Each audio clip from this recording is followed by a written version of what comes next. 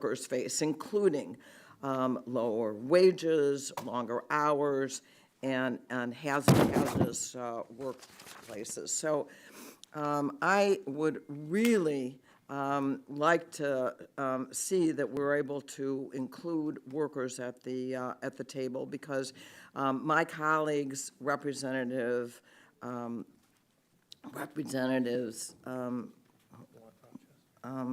Blunt Rochester, who I'm going to yield to in just a minute, Kelly, Dingell, and Wild, actually have worked very hard on strengthening our supply chain.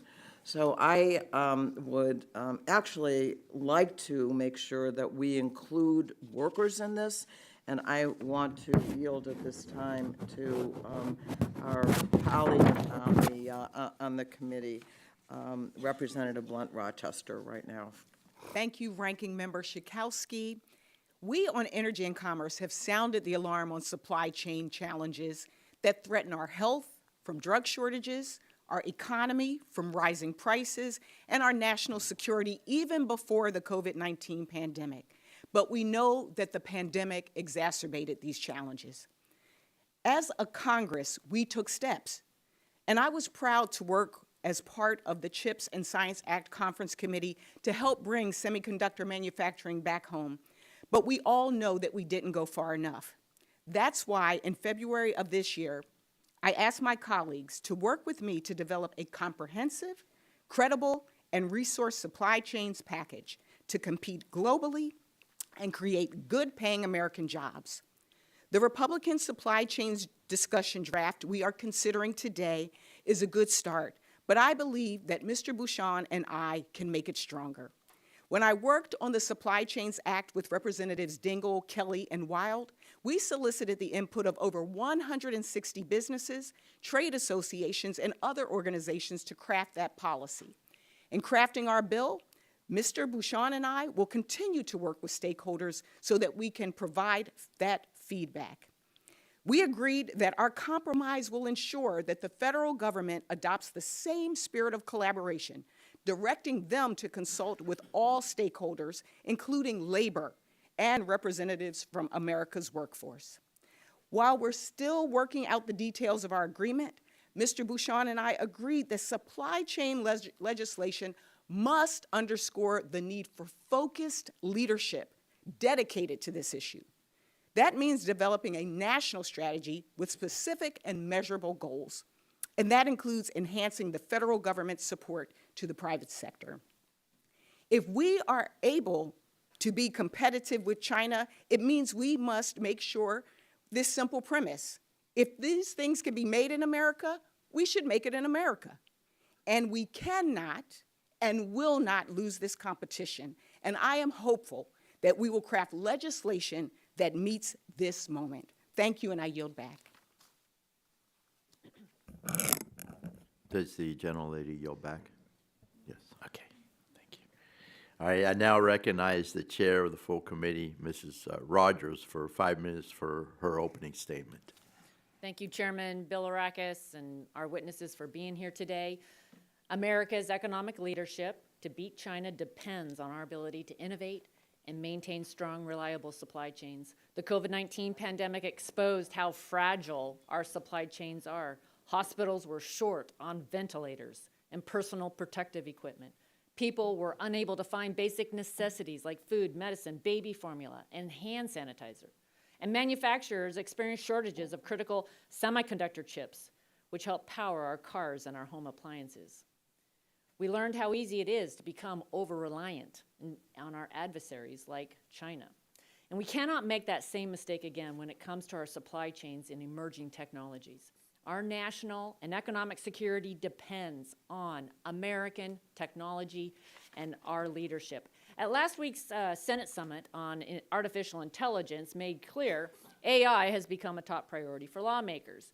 A recent Commerce Department report, which was required by legislation from this committee, stressed that in order to lead in AI and other technologies, the U.S. needs a national data privacy and security framework.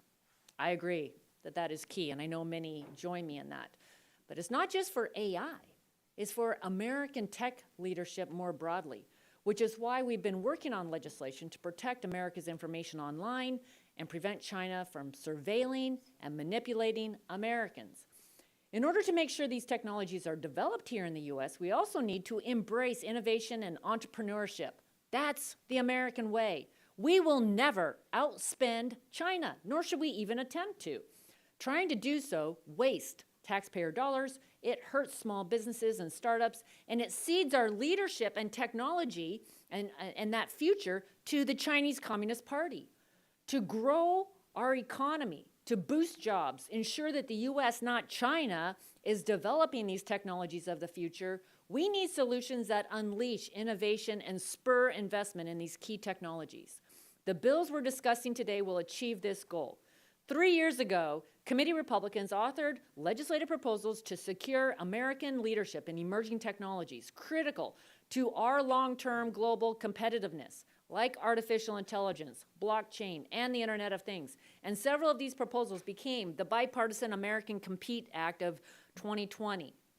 If we fail to adequately secure our supply chains, the technologies we rely on every day will be vulnerable to malicious actors and adversaries like China, who want to use these technologies to exploit and surveil Americans and their families. That includes homes, cars, phones. Nearly every moment of every day could be accessible by China and other bad actors. A regime like the CCP, which suppresses free speech, surveils its own citizens to control them, and commits countless human rights violations, should not control the tech future. We saw this when Chinese-based Huawei infiltrated our communications networks. And now we're seeing China testing their self-drive technologies on American roads.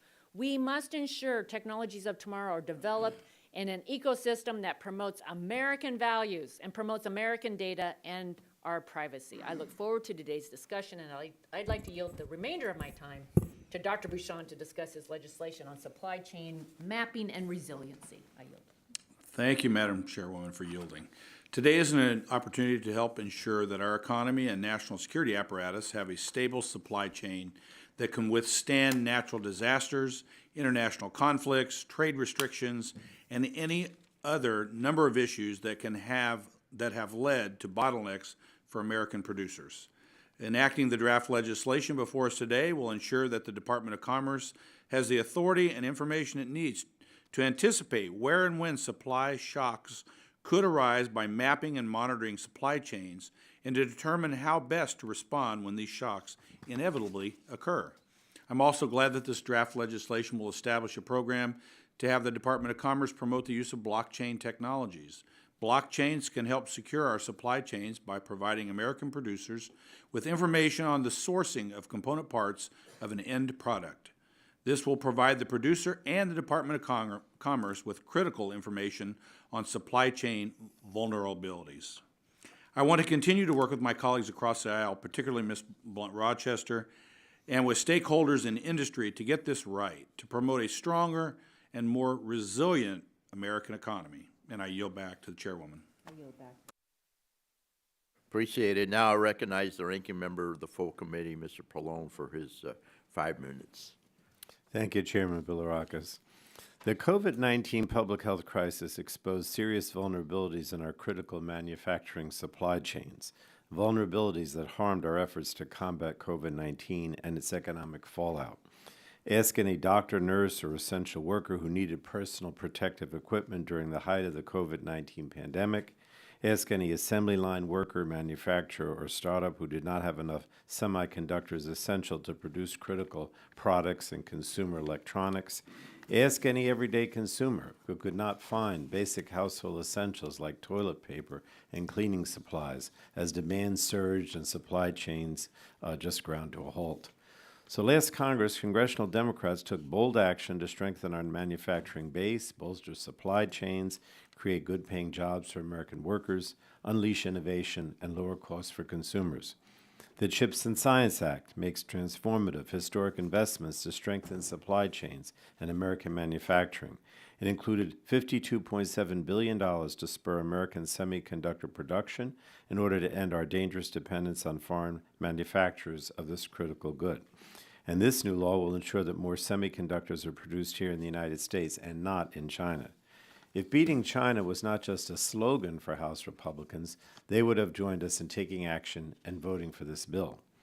Then there's the bipartisan infrastructure law, which is modernizing our nation's infrastructure by investing hundreds of billions of dollars for roads, bridges, railways, high-speed broadband, clean drinking water infrastructure, and electric vehicle chargers. And the Inflation Reduction Act, which is lowering costs for American families, including health care, prescription drugs, and energy costs, while also combating the worsening climate crisis so we can lead the world in the clean energy transition. Now, these laws are strengthening the economy from the bottom up and middle out. The U.S. has added nearly 800,000 manufacturing jobs during President Biden's administration. Total construction spending on manufacturing in the U.S. has skyrocketed, providing good construction jobs today and manufacturing jobs into the future. But we have a lot more work to do. The supply chain crisis may no longer be front-page news, but serious supply chain vulnerabilities persist. The Biden administration's 100-day supply chain review found that manufacturing supply chains instrumental to our national security and economic welfare remain vulnerable to disruption, strain, compromise, and elimination. These vulnerabilities are industry-wide and affect every American. The Department of Defense warns that the decline in domestic manufacturing capability could result in a growing and permanent national security deficit that presents challenges to our military and technological supremacy. Fortunately, Representatives Blunt, Rochester, Dingell, Kelly, and Wild have introduced the Supply Chains Act, legislation that builds on their bipartisan supply chain work from last Congress. As Representative Lisa Blunt Rochester has already explained, this vital legislation improves supply chain resilience and strengthens our nation's economic vitality and national security. Over 160 stakeholders, manufacturers, innovators, workers, consumer groups, local governments endorsed their supply chain legislation. That's broad support, and that's why I'm disappointed that our Republican colleagues refused to include the Supply Chains Act on this legislative hearing. Again, if beating China was not just a slogan for House Republicans, they would have included this important supply chain legislation on today's hearing. It's important that we have this discussion, but unfortunately, Representative Bouchon's discussion draft is not nearly as comprehensive as the Supply Chains Act and would therefore leave our nation vulnerable to further supply chain disruptions by our adversaries like China. We must heed the lessons learned from the supply chain crisis and ensure that the federal government is equipped with the tools and authorities needed to address supply chain vulnerabilities before they become a full-blown crisis. And that's what the Supply Chains Act does. So I'm hopeful that this hearing will renew productive bipartisan negotiations. And with that, Mr. Chairman, I yield back. I thank the ranking member. Yields back. Our first witness is Justin Slaughter, Policy Director at Paradigm. Sir, you're recognized for 5 minutes for your testimony. Thank you. Subcommittee Chair Bilirakis, Subcommittee Ranking Member Schakowsky, Chair McMorris Rodgers, and Ranking Member Pallone, thank you for inviting me to testify this morning on such an important topic. My name is Justin Slaughter, and I am Policy Director at Paradigm, a research-driven technology investment firm that focuses on crypto and related frontier technologies. Previously, I served in the SEC at the start of the Biden administration as Director of the Office of Legislative Affairs and Senior Advisor to the Acting Chair Allison Herron-Lee, and in the CFTC at the end of the Obama administration as Chief Policy Advisor and Special Counsel to Commissioner Sharon Bowen. I also served as counsel to Senator Ed Markey in both the Senate and here in the House.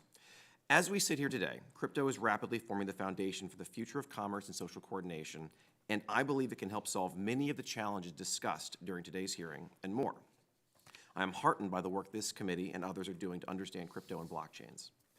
Jurisdictions around the world, allies and geopolitical adversaries, are further along than America in developing deliberate national strategies for harnessing the power of blockchains and crypto. The EU and the UK are well on their way toward establishing regulatory frameworks. Japan and Singapore have in place a clear structure for companies issuing stablecoins, including those denominated in US dollars. And China is marshaling resources across the government to support blockchain technology as a tool for geostrategic competition. It's not too late for us to catch up, but we have to get our act together, and today's hearing is an important step in that direction. At base, blockchains are a special type of shared database that enable the creation of unique, non-duplicable digital items. Blockchains do this by maintaining records of digital information, ownership, and replicating those records across multiple computers called nodes. Fixed rules, known as protocols, define activity, incentives, and updates, with the nodes in the network all having to agree on each addition of information to this shared database. Technological primitives like cryptography and peer-to-peer messaging ensure that the entire system functions according to those protocols. These webs of nodes, protocols, and primitives give rise to systems that can be used for a variety of functions, from the creation of truly digital peer-to-peer money to the formation of new online communities with their own embedded governance mechanisms.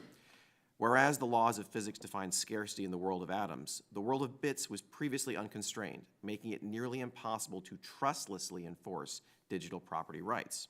While cheap reproduction and distribution is helpful for certain uses, like sharing photographs and written documents, unique items require mechanisms that limit supply.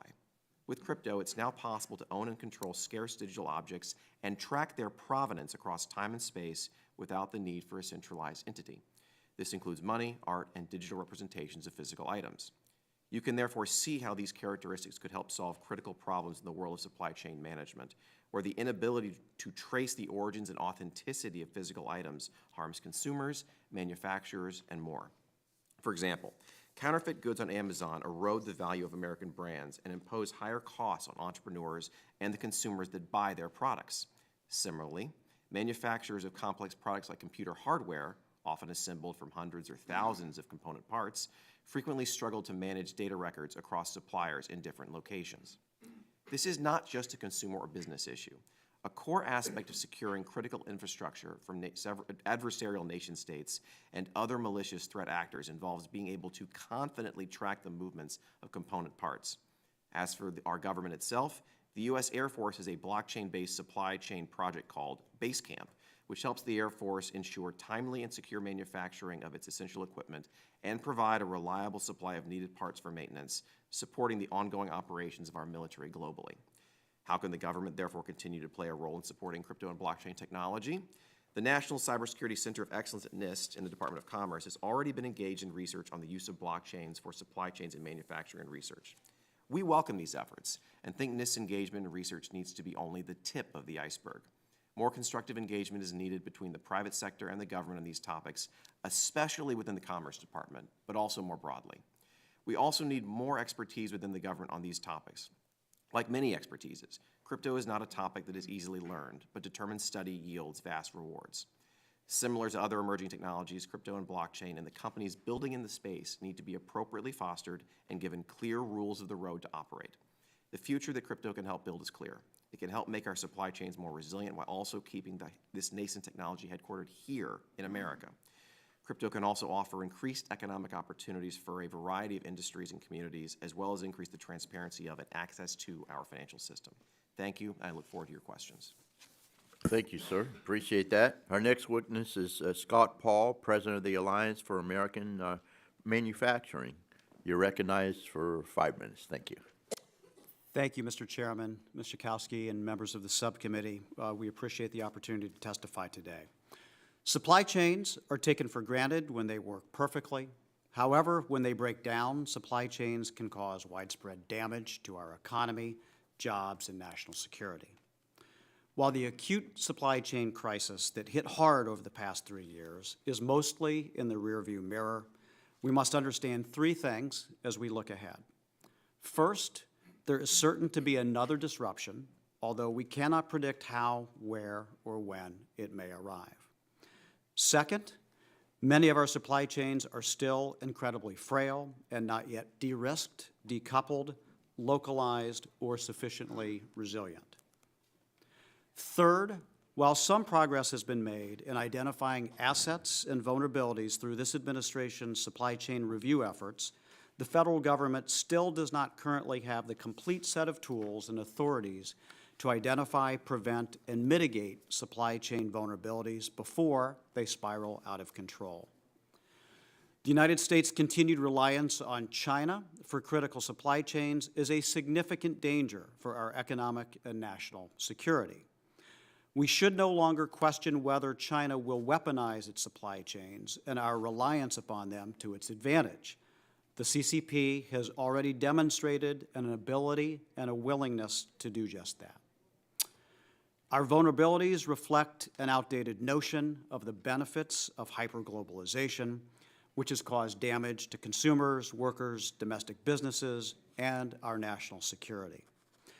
We must break the vicious cycle of implementing policies that reward imports over domestic production.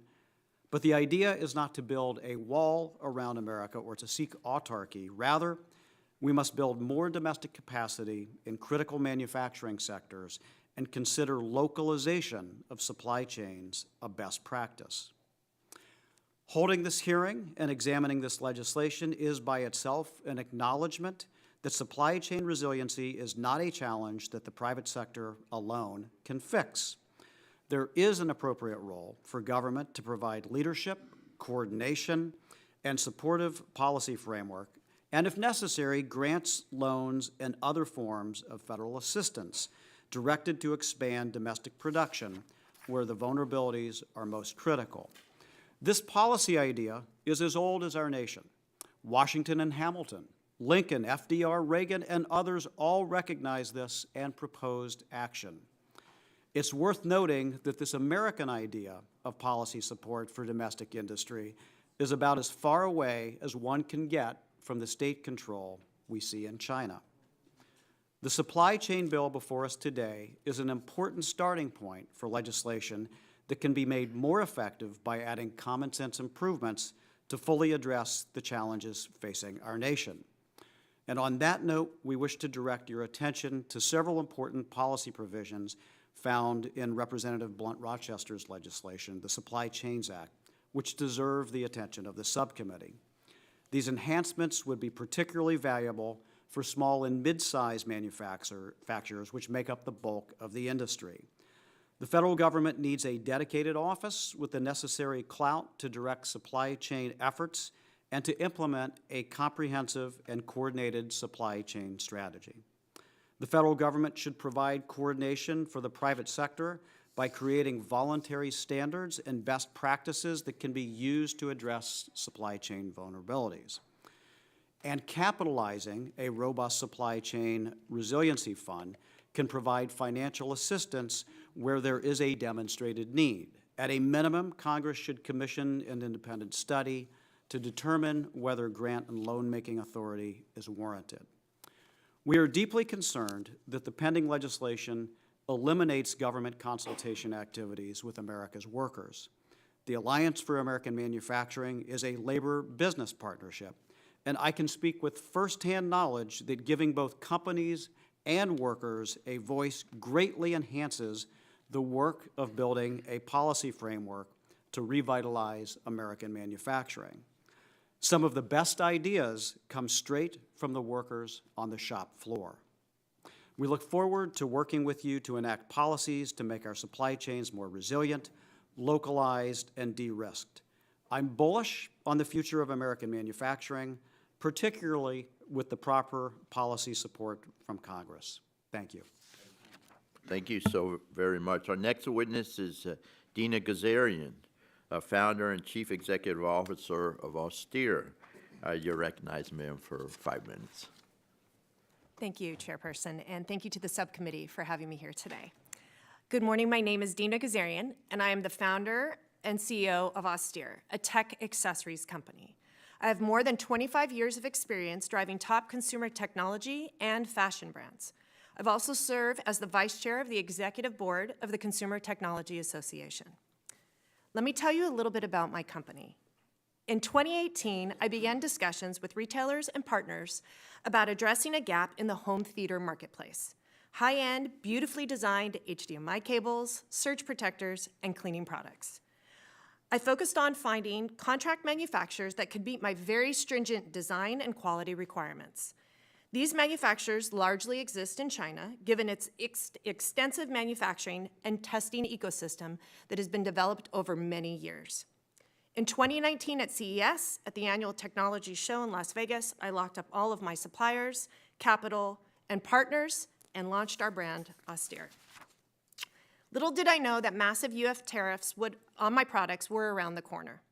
In 2018, the Trump administration imposed a 10% tariff on $200 billion in imports from China, encompassing all of my products.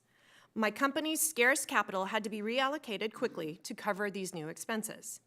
The next year, the tariff rate increased to 25%, placing even more pressure on my very young company. To be clear, I'm the one who paid the tariffs. China did not. I had to absorb these costs of the tariffs to avoid pricing my products out of the competitive accessories landscape.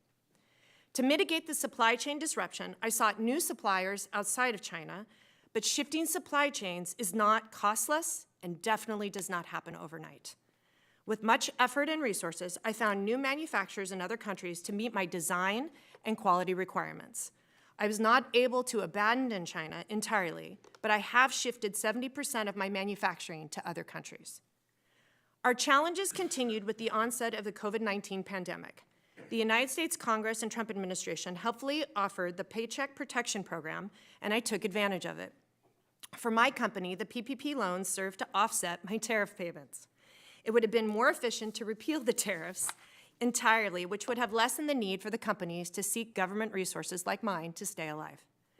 As the U.S. economy rebounded from COVID and consumers increased their demand for technology products for their homes, shipping costs jumped to historic levels and delivery times increased due to backlogs at many of the ports. The cost to ship products from Asia to the United States became prohibitively expensive. To get my products delivered to the market on time, I pivoted yet again. I shipped my products to the lower cost port of Savannah. This pivot helped stabilize my cost, keep Austere competitive, and maintain our foothold in the United States market. I did not seek these challenges, but confronted them as a founder and leader. These experiences taught me valuable lessons and equipped me to build efficient and resilient supply chain programs while keeping costs low. Aside from the PPP program, I had no support from the government to help me navigate Austere's challenges. The United States government offered no sympathy to startups who were harmed by the Section 301 tariffs. Our only avenue of relief was the arcane, non-transparent, and highly uncertain product exclusion process run by the USTR. We did apply for exclusions, but never received any feedback from the USTR after it denied our exclusion requests, leaving us feeling like adversaries rather than the United States headquartered company employing Americans and innovating new products here in the United States. Considering these experiences, I offer the following recommendations. First, the United States Department of Commerce, USTR, and other agencies should express empathy for startups that face supply chain challenges and treat us as partners and offer tangible support. Money alone is not always the solution, and often active listening and hands-on guidance make an even stronger impact. Second, Congress should exert its strong jurisdiction over trade policy. The Section 301 tariffs remain a burden on U.S. companies. Congress should urge the administration to end these ineffective and harmful tariffs, which make our supply chain less resilient. Third, Congress can call on the administration to reorient its trade policy to negotiate comprehensive, binding, and enforceable free trade agreements with U.S. allies and other key trading partners. And fourth, ocean shipping reform is also critical. Last year, Congress passed and President Biden signed the Bipartisan Ocean Shipping Reform Act to stop predatory and harmful practices by foreign ocean shippers. Now Congress should pass the Ocean Shipping Reform 2.0 Act and strip the ocean shippers' outdated antitrust exemptions to promote more competition. Finally, Congress should quickly move forward with a new customs modernization bill focusing on facilitating trade and reducing trade costs. I appreciate the opportunity to testify, and I eagerly await your questions. Thank you so very much. Our final witness is Chris Griswold, Policy Director at American Compass. You're recognized, sir, for 5 minutes. Appreciate it. Mr. Chairman, Ranking Member Schakowsky, thank you so much. Members, thank you for this hearing. My name is Chris Griswold. I was previously a senior policy advisor to then Chairman Marco Rubio of the Senate Small Business Committee, and I'm now the policy director at American Compass, a conservative economic policy think tank dedicated to restoring an economic consensus that emphasizes the importance of family, community, and industry to the nation's liberty and prosperity. My testimony today concerns the last of those points, industry. The old Washington economic consensus that drove deindustrialization, whereby policymakers looked on and sometimes even applauded as production was offshored, is now under intense and justified scrutiny. Many policymakers, including the members of this subcommittee, have come to understand the importance of a new approach. But it's hard to chart a new course without first getting one's bearings. That's my basic message to the subcommittee. On the way to answering the question, what should we do to strengthen supply chains, policymakers must also grapple with the questions, where are we now, in fact, and how did we get here? The most recent serious federal effort to map the state of American supply chains began in February 2021, and when the administration began its 100-day supply chain review, which was followed by longer cabinet-level supply chain reviews across key sectors. This represented a commendable and useful step, but it also offers two key lessons for doing good supply chain analysis at the federal level. The first lesson is that definitional murkiness can allow politics to hijack the exercise. In the administration's effort, different reports use the term supply chain resiliency differently, invoking the term without consistently defining it. Thus, in some cases, it ends up meaning my preferred good job strategy, or my preferred environmental policy agenda, or my preferred approach to international relations. And we learn that we need a clear and sharp definition to prevent other political priorities from skewing the exercise. Otherwise, the term supply chain resilience risks becoming just another term we use to wage partisan battles over other priorities. The second lesson is that not being honest about how we got here will keep our diagnosis limited and our solutions too narrow. What most differentiates the quality of each of the departmental reports in the administration's exercise last year is the degree to which they honestly confront the economic history behind our current supply chain fragility. The Department of Defense's report, I think, offers the best, most commendable example of how to do this right. The report highlights the decline in private sector capital investment that hollowed out the American defense industrial base and defense supply chains. It points to international competition, for example, China's lower production costs, which made importing materials more profitable than producing them domestically, and which reduced the likelihood of U.S. private capital investment. Any constructive diagnostic effort will require a similarly hard look. Such an analysis will need to be honest about the fact that over the last 40 years, the United States has suffered from declining domestic investment and a pattern of offshoring production. The United States thus came to depend on foreign nations, even adversaries like China, which has repeatedly proven willing to weaponize economic interdependence for our critical goods and inputs. These market trends were permitted and encouraged by policy, especially the liberalization of foreign trade, culminating with China's entry into the WTO, and the liberalization of tax and regulatory policy in the domestic sphere, which, while arguably promoting economic dynamism for a time, ultimately has discouraged long-term domestic investment. Strengthening supply chain resiliency will require us to give the private sector a different and better policy environment that offers enhanced information sharing on threats and best practices, in due course appropriate and adequate support for critical industries, and guardrails against acting contrary to American interests. A standing capacity to monitor and map the state of American supply chains is a good place to start. The bill before the committee rightly offers a sharp definition of supply chain resilience, the ability of the United States to sustain critical industry and emerging technology production, by recognizing that some industries are in fact more critical than others for American prosperity and security. The bill expresses the emerging conservative consensus that policymakers making active judgments about what kind of economic activity promotes the national interest does not violate free market principles. In fact, defending the free market requires policymakers to make such judgments.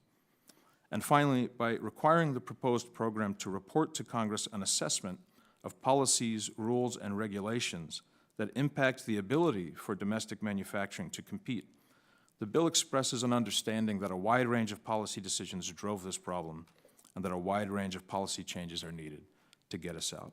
I urge the subcommittee to continue its very important discussions and negotiations, and I thank you very much for your attention. Thank you very much. I thank all the presenters today. I'll begin the questioning and recognize myself for 5 minutes. We'll start with Mrs. Garzarian. You have a beautiful American story, by the way. I read your testimony. I understand you're Lebanese. I You're am Lebanese. Lebanese descent? Yes.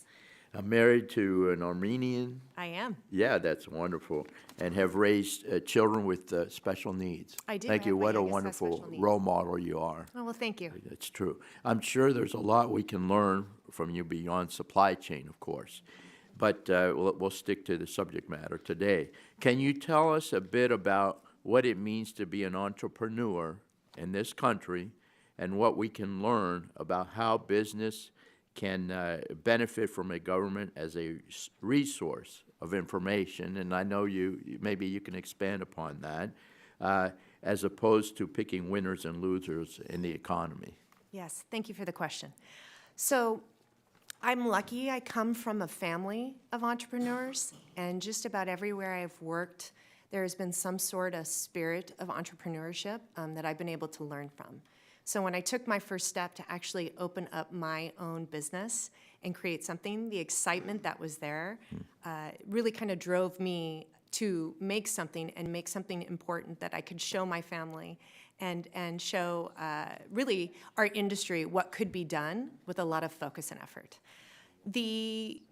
A lot of my partnerships and networking is what really allowed me to learn from what to do and where to go.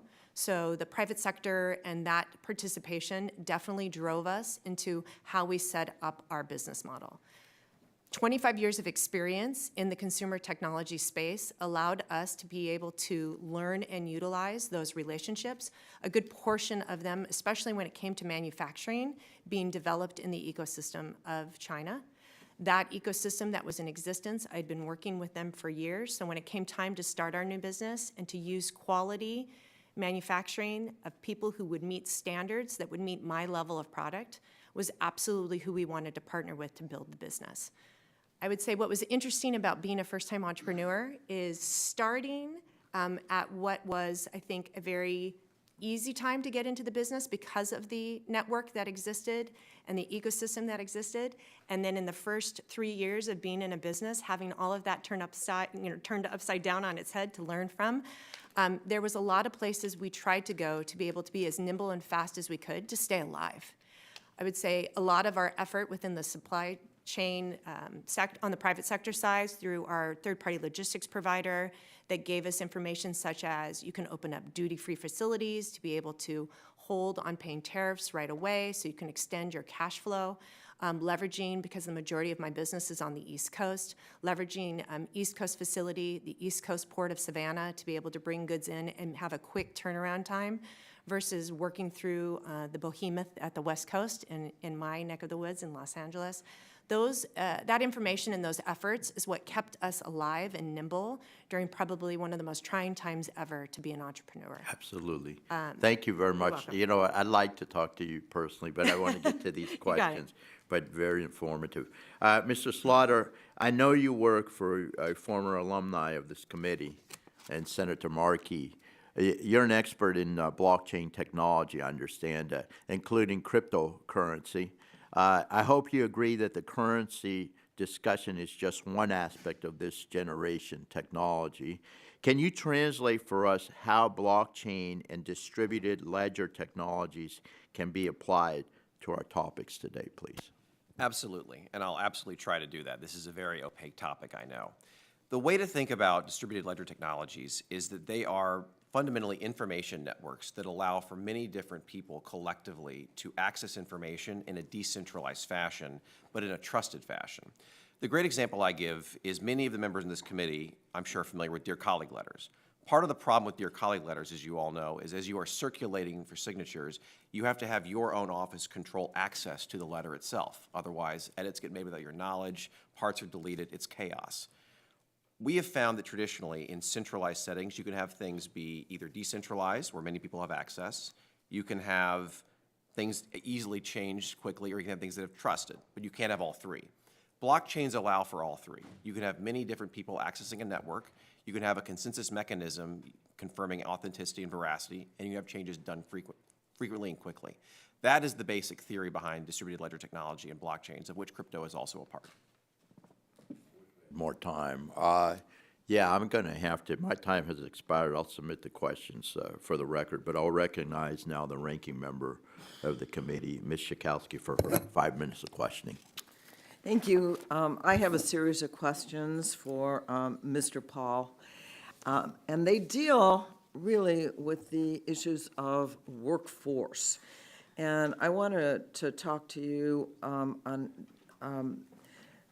don't you think that considering the workforce is very important in supply chain resiliency? Thank you for the question, Ms. Schakowsky. I think considering the interests and the needs of the workforce and hearing their voices is essential. Any small and mid-sized manufacturer will tell you that their most valuable asset is their workforce, and the knowledge that that has and the intangible benefits of that are extraordinary. Second, we know from our supply chain disruption experiences that considering the voices of workers is critically important. During COVID, when it spread through meatpacking facilities, which was not a workforce-driven, but a company-driven exercise, it caused a lot of damage to supply chains and to health. And so considering the voices of those workers is going to make it more successful that way. And should the Department of Commerce consult with organized labor, with workers, as we go forward to map and monitor the supply chain?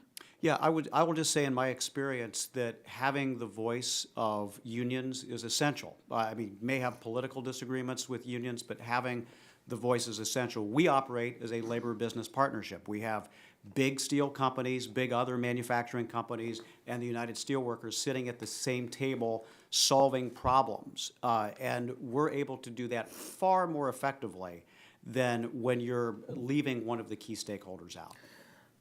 I mean, I think if we talk about inclusion of all these stakeholders, that we need to talk about labor as well.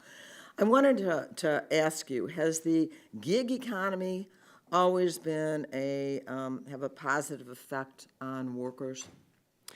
I will say it's a very good question. It's still emerging economy. I'm happy to say that in manufacturing, where most workers are permanent employees and rather than contractors, that it is not a big of an issue. But I will also say that in my experience, we know of gig work that pays sub-minimum wage if you cost it out per hours worked, and I think that needs to be a big consideration.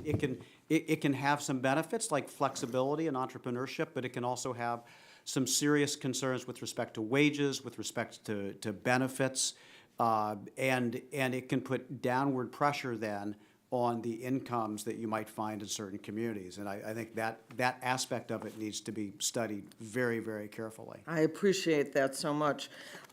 Should the effect on these gig workers be considered when we talk about any federal study? Yes, again, I think that's important. One of the other aspects of this, Ms. Schakowsky, is within the gig economy, those workers aren't particularly have a unified voice. And so I think understanding and having that perspective is going to be vital, both in terms of are they being properly classified, are they earning what is the equivalent of a minimum wage, a living wage, or even a thriving wage? What is the relative level of security when it comes to health care or housing or child care compared to workers in other sectors? I think having that understanding is going to be essential to having a full picture of the gig economy. Again, asking about the gig economy, has there been job displacement because of the experience of gig workers? There undoubtedly has. You look at modes of transportation and mobility and how that has changed, and that's certainly disrupted that industry. You've seen it in hospitality as well. And so I think understanding the macro impacts of that is going to be important, not only looking at some of the advantages of gig work when people want flexible schedules or what have you, but I think understanding the impact that it's having on specific sectors is going to be vital for policymakers to understand, to make policy choices. Well, I really appreciate this testimony. We want to make sure that all of the players are included in the analysis of supply chain issues. Thank you.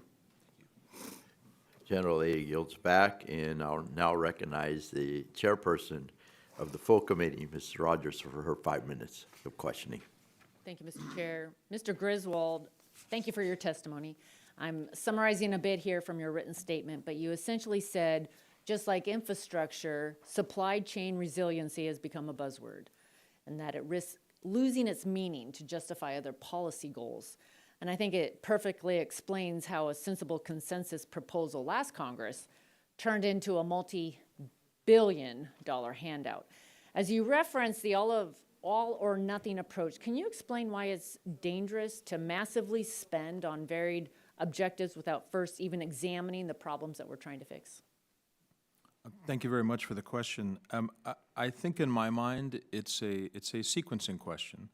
That yes, of course, landscape awareness must come first, both chronologically and logically. You have to know the problem that you're dealing with before you can adequately address it with other policy measures. So I would absolutely agree, I think, with what I take to be the spirit of your question, which is that clear and accurate mapping and monitoring is of course, the right place to start. My own organization has endorsed ideas for appropriate ways to support critical industry. A national development bank, for example, might be a good idea down the road. We know that when it comes time, for example, for American entrepreneurs and innovators to commercialize their products at scale, they often have to leave the United States due to financing concerns and other economic pressures. So as a general matter, yes, in my view, there is a place for adequate and appropriate support, but that needs to follow awareness of the problems so that support can be wisely directed, in my view. Thank you. Mrs. Gazarian, I thank you for being here, sharing your insights and your impressive life story. Your candor on your work with supply chains in China is very helpful to this committee. And while we have many concerns about how China can manipulate our children through apps like TikTok, or how the CCP is moving full steam ahead to beat America in the deployment of emerging technologies, we know that there's numerous sectors that remain linked to this region. Understanding a business rationale for sourcing from China can be important in America's fostering greater chances to onshore or friendshore our supply chains and manufacturing. Would you walk the committee through your thought process on this and how we can foster more opportunities for businesses, and what are the obstacles you face to do more business here in the U.S.? You got a great question. So I'm an American company, and as an American company, if I could bring my business back here within reason, that would actually allow me to make my quality products at the safety levels that I need to provide for the consumers, I would absolutely do it. I would say it's been a very interesting learning experience over the last 3 years to understand how to remove yourself from a country that is very established when it comes to manufacturing and to shift. A lot of the development work that we could do immediately was in other Asian countries because the network was set up, honestly, as a sub-network, I think, to China originally. So it allowed us the ability to shift and move to Taiwan for certain products and Vietnam more recently now for others. We have done a lot of homework in regards to Mexico. Mexico would be the ideal place to immediately bring production for me, even more so because of the fact it's quick and it's simple, and from a competitive standpoint, it would allow me to bring goods into the country 1 to 2 weeks after being produced versus 4 to 6 weeks when it comes to shipping in containers and bringing it here. So the problem with Mexico right now is, as much as there's an establishment to be able to build the goods, as long as you can put them together, you still need the parts from all over the world in order to be able to build my type of products. So there's still the effort of trying to work through production and bringing the products into Mexico to be able to do that versus leveraging resources in the country itself. So if there's a way to partner with our trade partnering companies or countries like Mexico to get those resources and help build a quicker supply chain, I guarantee you most small businesses like mine would shift immediately because of the competitive landscape as well as keeping costs down. Thank you. Would you just speak specifically about the obstacles to actually doing more business here in the U.S.? Absolutely. So the cost to actually leverage labor resources here in the United States is astronomical. I'll give you a great example. I make a fantastic cleaning product. That cleaning product has a lot of value that allows us to be at a more competitive price point with my competition. If I were to actually figure out, and I tried multiple times to source that product here to have it be a made in the USA product, it would double my costs, which in turn would double my retail and would actually take me out of the market completely for that product. It's my #1 selling SKU, so. Thank you. Sure. Thank you for being here. Thank Yes. you all. Thank you. I yield back. Chairperson yields back. Now we'll recognize the ranking member for his questions, Mr. Pallone, for 5 minutes. Thank you, Chairman Bilirakis. National crisis demands strong leadership and leadership capable of meeting the moment, overcoming bureaucratic impediments, and forming and maintaining lasting partnerships. During the pandemic, in the face of one of the nation's worst supply chain crises, there was no dedicated federal entity responsible for leading a government-wide response to supply chain shocks. The Biden administration had to create supply chain leadership on the fly, designating John Porcari to serve as its point person on port disruptions, establishing supply chain task forces, and directing agencies with competing missions and limited resources to identify and address supply chain vulnerabilities. But we have to move away from crisis triage and transition to a more effective crisis prevention and management approach to supply chain vulnerabilities. And that's why I'm a strong supporter of the Supply Chains Act, legislation endorsed by over 160 stakeholders, including manufacturers, innovators, workers, consumer groups, and local governments.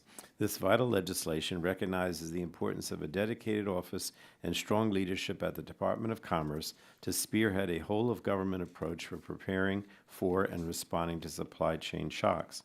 So let me go to Mr. Paul. The supply chain discussion draft on today's hearing does not create an office helmed by an assistant secretary. Do you believe that identifying a dedicated office and assistant secretary to lead the Department of Commerce's supply chain work is important? Thank you for the question, Mr. Pallone. I do think it would be incredibly valuable to have an office and a dedicated assistant secretary. The Commerce Department, as you well know, is large, expansive, has many agencies working on many things. It responds to crises. It was able to do that somewhat, obviously, during the last supply chain crisis. But having a permanent office there both indicates a level of importance that policymakers are attaching to supply chain resiliency because of the economic costs of not doing so, number one. Number two, it also speaks volumes to manufacturers in the United States, and I think this is important. Over the years I've been doing this work, one of the most frequent complaints I've heard from small and mid-sized manufacturers when it comes to interacting with the government, and many have a distrust because of the nature of their enterprises, is that when they want something, they don't know where to go. They don't know where to go. And so having a place to go, both for voluntary standards and to understand what best practices are, I think would be incredibly helpful and would help to bridge beyond this effort from crisis to crisis to make it a permanent fixture. And by the way, it would not be an outlier among our competitors. We would be just getting up to speed with what many of our competitors are doing right now. And so, Mr. Paul, as you say, many of our economic competitors have agencies and offices dedicated to supporting their manufacturing sector. I mean, do you think we're operating at a competitive disadvantage without a dedicated supply chain office at the Department of Commerce? I think that we're operating with blinders on. I do. And I also think that we are undercapitalizing our manufacturing because we don't fully understand what some of the opportunities, what some of the vulnerabilities are, and particularly for Tier 3, Tier 4 suppliers, where they could potentially input into original equipment manufacturers. Germany, Japan, again, there's things that we wouldn't want to replicate in those countries, but I think they've been able to punch above their weight from a manufacturing perspective, in part because they've been able to capitalize small and mid-sized manufacturers, and they've paid attention to that.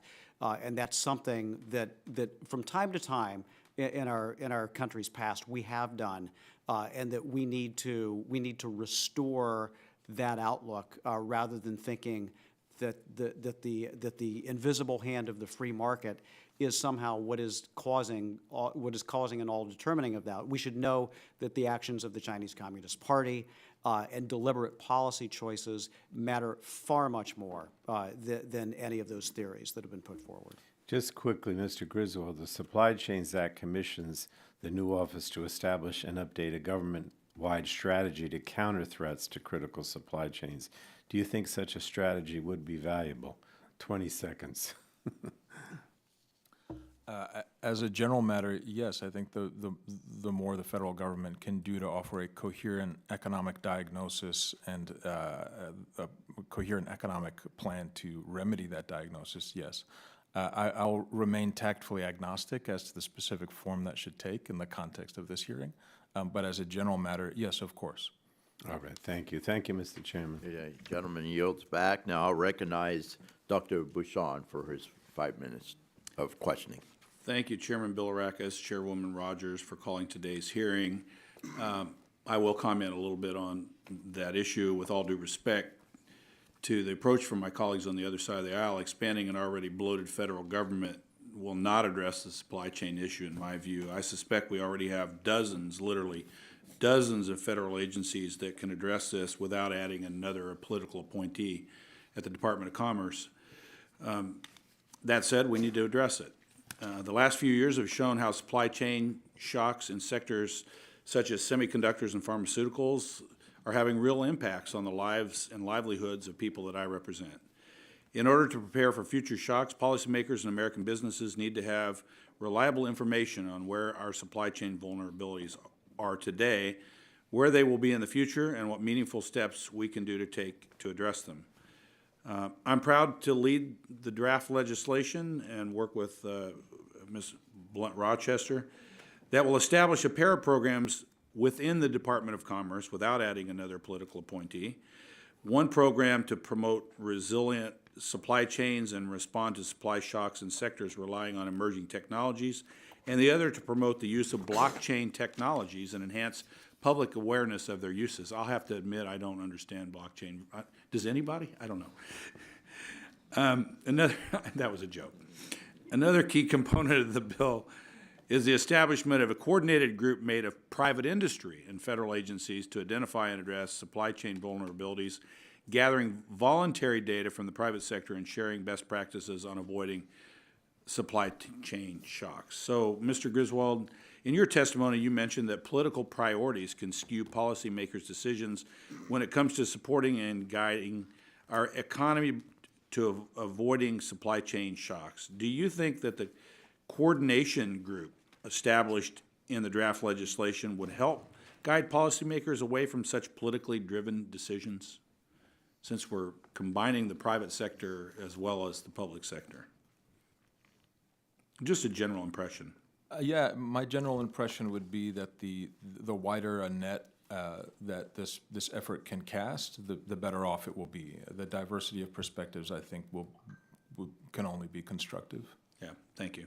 Mr. Slaughter, as this committee continues to work towards secure supply chains, I think industry stakeholders need to be confident that the information they submit to the Department of Commerce to monitor supply chains is secure. As a former staff member at agencies that handled extremely sensitive business information, do you believe current data protection protocols in place at the Department of Commerce are sufficient to ensure the protection of this extremely sensitive data? It's a great question. I would say that in general, you can always have more data protection. The problem of data fundamentally is that it's much easier to attack and hack it under traditional means than it is to defend it. This is a consistent rule. Yeah. I remember once being told if cybersecurity was a risk, it was a soccer game, it'd be 270 to 269. That is part of the appeal of blockchains, is because you have cryptography underlying it, you can have additional protections in place for them. Yeah, great. Are there again, following up, are there additional data security measures that could be applied to data that industry stakeholders submit to ensure they feel confident that their information will stay secure? And you already implied blockchain is one of the things, right? That's one, and there's also additional measures. The biggest issue, of course, for the government is always keeping up to speed with nascent technology, and it's understandable. Things move in technology at the speed of Moore's Law. Every 18 months, you have a significant change in technological power. It's hard for government to keep up. People are busy. That is part of the appeal of having people focused in the government on nascent technology. Yeah. And again, as a follow-up, and you've talked about this already, I think, but what are some of the specific uses of blockchain and other distributed ledger technologies that could help American producers resist supply chain shocks and become generally more resilient? It's a great question. A lot of what you can see is already happening is individual companies putting chips, putting information in a handbag, in a bottle of wine or whiskey. You can then track the authenticity of that via the blockchain. You can also go across the entire supply chain and have, at every step of the way, people have to confirm the step in place, and then that information is locked in on the blockchain, so you can see how everything happened across the spectrum, from the beginning of an item being sourced in Africa and China all the way through to the purchase, and even resale that item subsequently. Additional information means additional analytics and additional ways to track the status and anti-fragility of the supply chain. Is this quickly sort of an AI part of this? There is a role for AI. There is often a lot of connections between AI, quantum computing, and blockchain. The OSTP and the White House has said all three are significant areas for American research. Okay, thank you. I yield back. Thank you. The gentleman yields back. Now I'll recognize Ms. Castor, my fellow Floridian, for her 5 minutes of questioning. Well, thank you, Chairman Bilirakis. This is an important hearing, and thank you to our witnesses for being here. It's an exciting time, too, because it was really just last year that these very important investments came to fruition when the Democrats passed the CHIPS and Science Act, the Bipartisan Infrastructure Law, the Inflation Reduction Act, and all of these together are really boosting America's competitiveness. That's helping to grow the middle class, to counter China as well.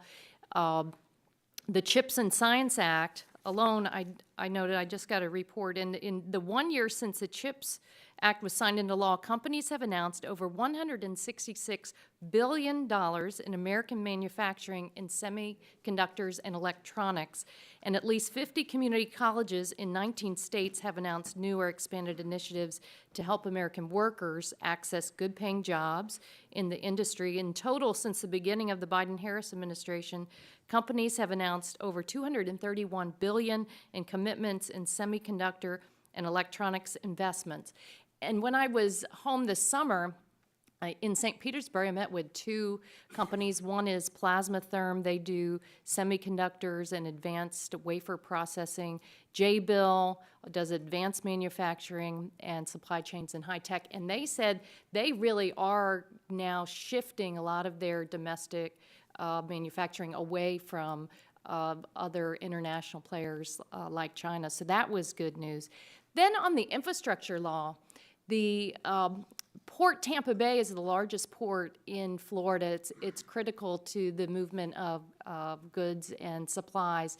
And the infrastructure law now, with a $12 million grant, is going to help them build another berth there so that they can load and unload another ship. Absolutely vital to delivering goods for the entire state of Florida. And then the Inflation Reduction Act, which is our historic climate law, the New York Times reported just 1 week ago that this climate law and other parts of President Biden's economic agenda, have helped speed the development of automotive supply chains in the American Southwest, buttressing traditional auto manufacturing centers in the industrial Midwest and Southeast.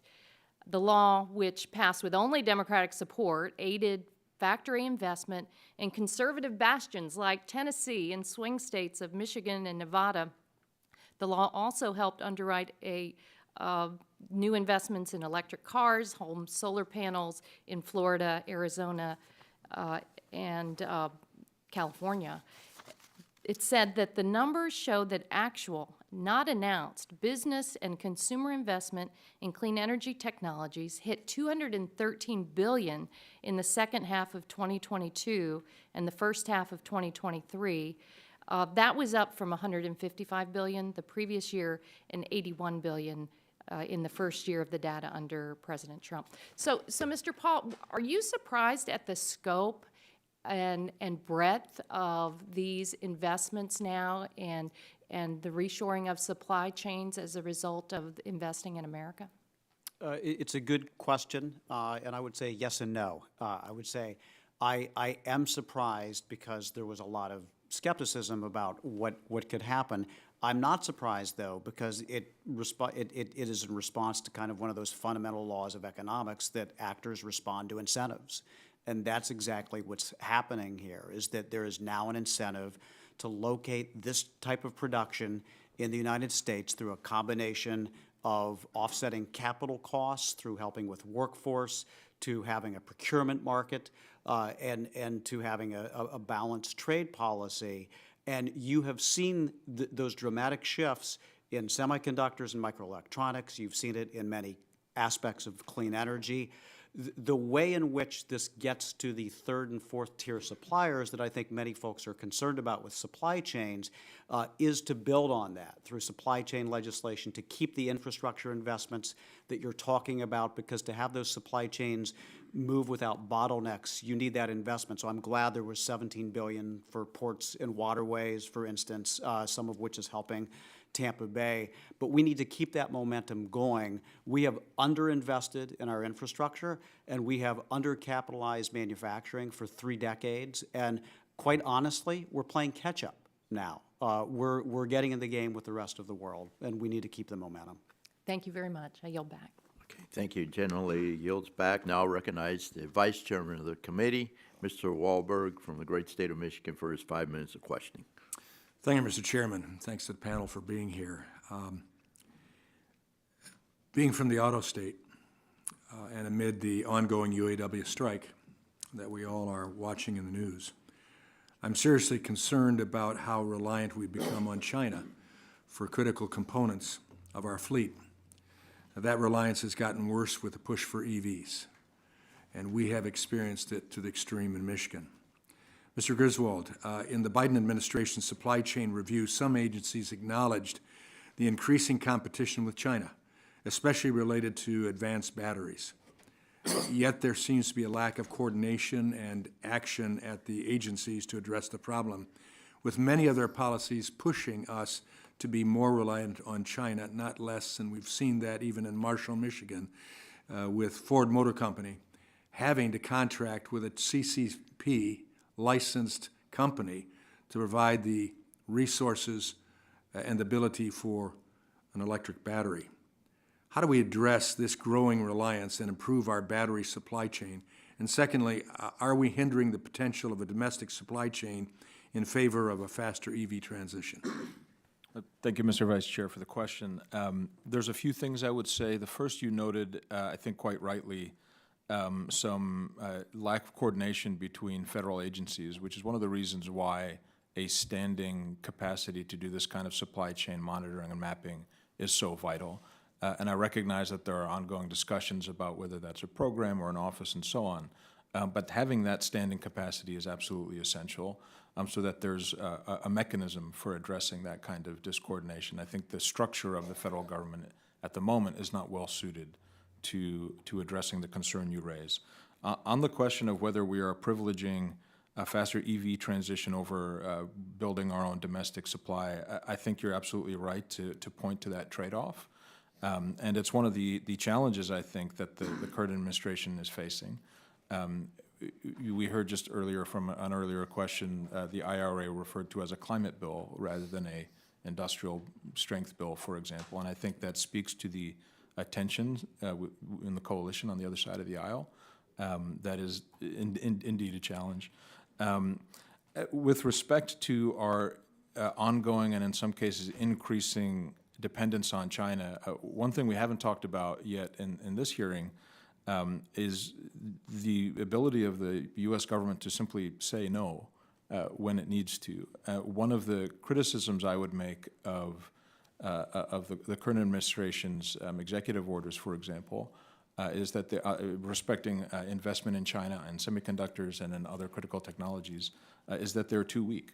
And I think it's important, and I'm glad there is an emerging conservative consensus on this question. It's important to simply say you may not invest in China when it comes to our critical industries and technologies. That's a hard thing to do, but I think it's the right question to ask. It's also the right position for our industry to take as well. Yes, I To think push back on the government deciding what we're going to do, what we're going to produce as well. I'd love to talk more about it, but I want to switch gears here. When we talk about the gig economy, I prefer to use the term independent workers. Our friends on the other side continue to depreciate independent workers by suggesting they are coercively forced into low-paying jobs. In fact, we know that millions of Americans actively choose and want to work independently because it fits their lives and their priorities. Independent work has exploded in the last decade, from direct sellers to truckers and freelancers. Working independently has now more than ever become a viable and sought-after choice, and I commend Representative Joyce on his legislation to examine this vital part of our economy. Mrs. Kazarian and Mr. Griswold, digital platforms have and other vehicles for people to engage in independent work kept the economy moving during COVID, when many businesses were forced to close. What role do independent workers have in keeping our supply chains resilient, and do we need to do more to identify their impact on our economy? Thank you for the question. I'd be happy to answer first. I currently, at this time, don't employ any independent workers, but I am fully supportive of understanding how a flexible workforce could benefit the economy, and in turn doing a study to be able to show that. I do believe over time our business will need more and more of a flexible workforce, and those independent workers will be critical with that. Thank you. Mr. Griswold? I think I would say that workers in all employment structures are essential to strong and resilient American supply chains, and that regardless of the form that takes, we are right to consider their role in the resilience of our supply chains. You've hit the main point I wanted to hear you hit, that's for sure, and my time has expired, so I'll respect that and yield back. Thank you. Gentleman yields back. Now I recognize my friend Mr. Soto from the state of Florida. Thank you, Chairman, and what a great Floridian you are.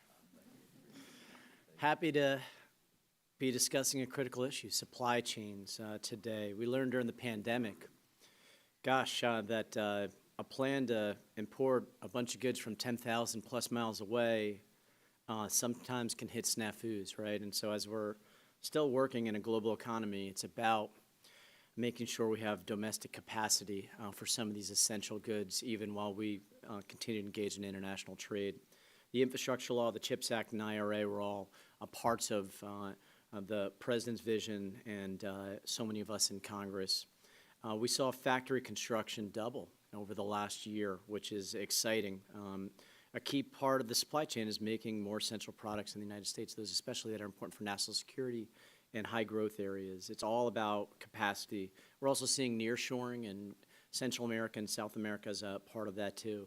Mr. Paul, where are we at as a snapshot right now between what supply chains are improving and what needs additional help, and what would you recommend for that help? Mr. Soto, that's an excellent question.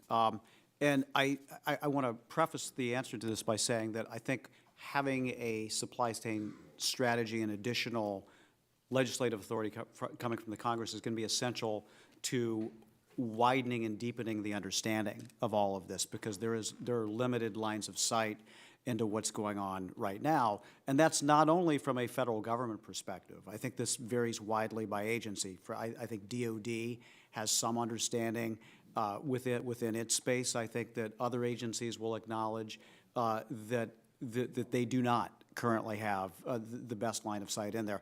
I think that's also true of some global companies. I think that they have some line of sight into their own supply chains. And I think in other respects, when it gets to the third and fourth tier, they often aren't nearly as aware of what some of those bottlenecks, vulnerabilities, political risk could be to them. And so as we move ahead, it's going to be vital. What we do know is that the incentives that you cited in the bipartisan infrastructure law in the CHIPS Act and the clean energy manufacturing provisions of the IRA have indeed brought some new manufacturing construction to the United States, and with it, some of the supply chain as well. And I think it's important to get this right. I think one of the things that's going to make that critical is to make sure the administration continues with the requirements that to access the loans, the grants, the procurement, that it has to be made in America to the fullest extent of the law that you all passed. And there were made in America requirements in the bipartisan infrastructure law, in CHIPS and Science, and in the clean energy manufacturing of the IRA. And so I think that'll be helpful. I also think that we still have tremendous vulnerabilities in some of our supply chains. And we know, for instance, if we want to rebuild our electrical grid, there is exactly one supplier of the type of grain-oriented electric steel You must be talking to my local utilities. that can provide that in the United States. And so we need to find ways to help build up that capacity. Sure. I'm worried about the electrical grid and various different types of equipment utilized there. That I've heard from both their local investor-owned utilities and local municipal utilities about that. We tried to get that into the CHIPS Act. The House put it in, the Senate took it out, so we have more work to do. Mr. Slaughter, I first was able to pass appropriations language to encourage USDA to use blockchain technology for food traceability. Now it's become a huge part of USDA and FDA. Where do you see the top products and industries of using blockchain for traceability and helping in the supply chain? So we've seen a number, obviously, and in some ways it depends upon the degree to which the supply chain itself is complicated and has a lot of players involved. This is where, of course, for a mini-entity blockchain, a permissionless blockchain, the tokens come in, because the token is what allows it to, therefore, the crypto token, confirm veracity. So in general, things that have many different points on the spoke, like pharmaceuticals, like agriculture, these are examples of that. Also, anything very complex. That's why I mentioned, of course, the base camp project the U.S. Air Force is utilizing. So when people hear token, they think of like a monetary item, but really we're talking about like a tag or a barcode on a box, but it's electronic in nature, just for the edification. That is the idea, right? There are many different ranges of tokens. Most tokens on a network that is permissionless, it's available to everybody, have some amount of financial element. That's what allows them to therefore work under current permissionless systems. But there's a whole range of options here. This is a technology that applies across the entire economy, not off of any one area. Perhaps we should call it digital labeling. Maybe everybody will get that a little more. So just a thought, and I yield back. Gentleman yields back. Now I recognize Dr. Dunn from the great state of Florida. In northern state of Florida. Florida is such a great, beautiful state. I know, it's all over, but that's okay. That's part of my job, and it's all true. The farther north you go in Florida, the farther south you get. And I'll recognize the doctor, the good doctor, for his 5 minutes of questioning. Thank you very much, Chairman Bilirakis. Today, the United States remains in a manufacturing dilemma. Critical industries are tied to non-market Chinese Communist Party. And we may note the irony, I think, that a communist country has absorbed so many businesses around the world and flipped the concept of globalism on its head. You know, it's easy to blame capitalism, profit motives, and consumer welfare for offshoring. But I support bringing jobs back home, and I know you do too. And I cannot say that I am surprised the businesses have sought lower manufacturing costs in China. Ms. Gazarian, great backstory. I saw that you noted the strength of China's ecosystem as a primary motivator. Surely labor and manufacturing costs relative to other countries was also consideration when you started austere in China? 1,000%. It was a consideration in the beginning. By shifting our manufacturing to Taiwan and Vietnam, we did take on a little bit higher costs in the actual cost of the product itself. But with the tariff dropping off completely, the difference in balance between the two, it was still more cost effective for us to shift countries, so we did. Thank you for that. I understand your frustration, by the way, with the USTR's targeted tariffs, and worked with a lot of companies in my district to try to get the waivers on those. I think it's essential for us to get our long-term resilience of U.S. supply chains in the U.S., or at least not dependent on China. Can you elaborate any recommendations that you have for the Department of Commerce that would incentivize onshoring or friendshoring of U.S. offshore investments? I would say that shifting, again, based on my experience and what I've done so far, there's been a limited amount of time where I've done research to see if we could bring goods back here to the United States. The cost of labor alone just completely takes it out of the realm. So if there's any way to... Hence the friendshoring references. Correct. I would also say, too, that a lot of the work that my product needs to be built, there's a lot of hands-on, what I would call technology trade, specific learnings that would need to be taught. And if you were to try to go out and find a network of already trained individuals that know how to do that here in the United States, that would not exist. I do believe there is a need to educate and train. I would have to take on that cost, and it would slow me down versus speeding me up if I were to bring that back. I agree with that. Thank you very much. Mr. Paul, I agree with your assessment. We've become too dependent on China as a single source of goods. They're 29% of global factory output. Calls for us to start bringing these supply chains back to America and its allies. A policy decision that I've been calling for loudly is renewal, a clean renewal of the general system of preferences on tariffs. This is something that has passed the House and the Senate without fail for 35 years. It's a very bipartisan thing. Last time it was voted on in the House, it was like 400 to 2. We are now 3 years late in reauthorizing the GSP, but this provides incentives for many manufacturers to relocate away from China and to countries that have less expensive manufacturing costs. And that's still a win for our national security and our economy. And many companies are bolstered by GSP benefits which offer tariff-free access to the United States to preferred nations. So I would say that renewal of the GSP is a major step towards moving supply chains out of China. I mentioned earlier China's cheap labor markets attracted mass capital. However, the latest list of the cheapest manufacturing companies in the world, U.S. News and World Report, 12 of the top 20 are already on the list of general GSP nations. In your testimony, you mentioned the federal government needs a dedicated office to direct supply chain efforts towards resiliency. Currently, we have CFIUS, which governs foreign investments into the United States.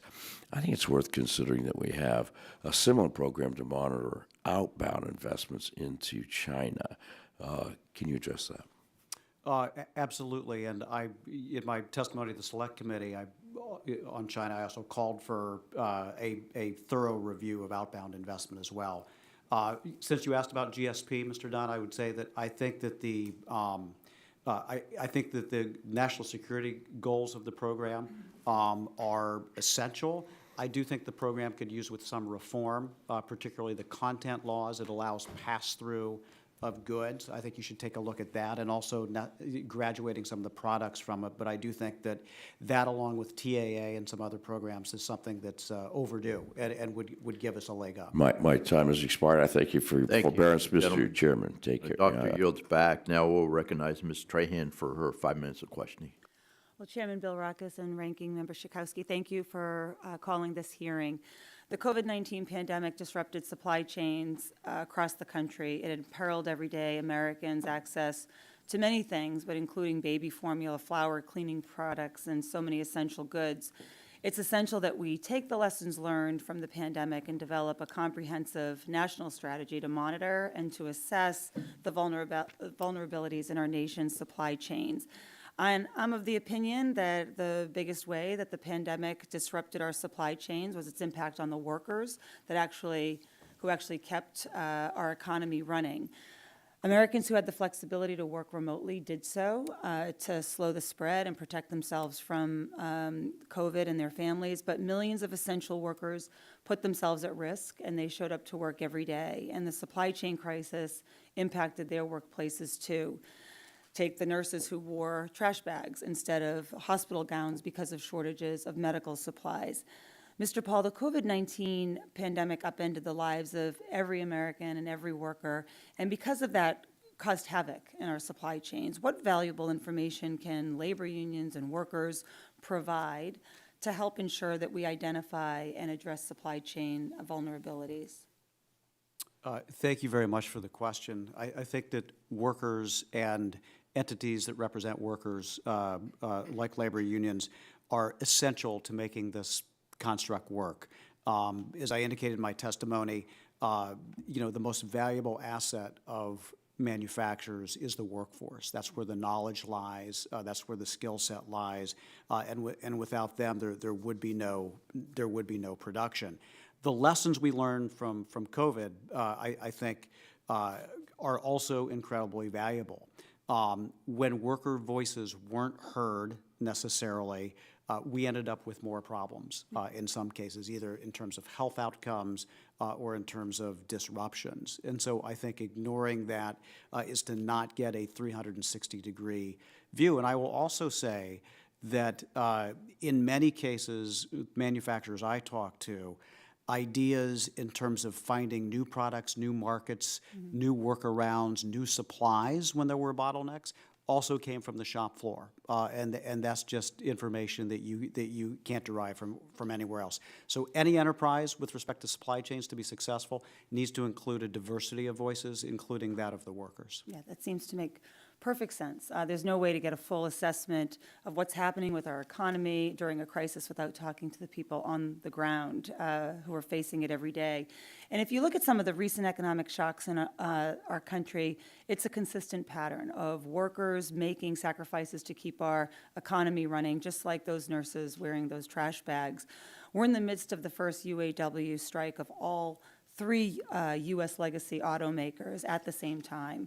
Workers are looking for higher pay, and amid record automaker profits after the industry successfully emerged from the pandemic-induced supply chain crisis. But in 2009, when the auto industry was being hammered by the Great Recession, UAW agreed to $11 billion in labor cuts that helped keep GM afloat.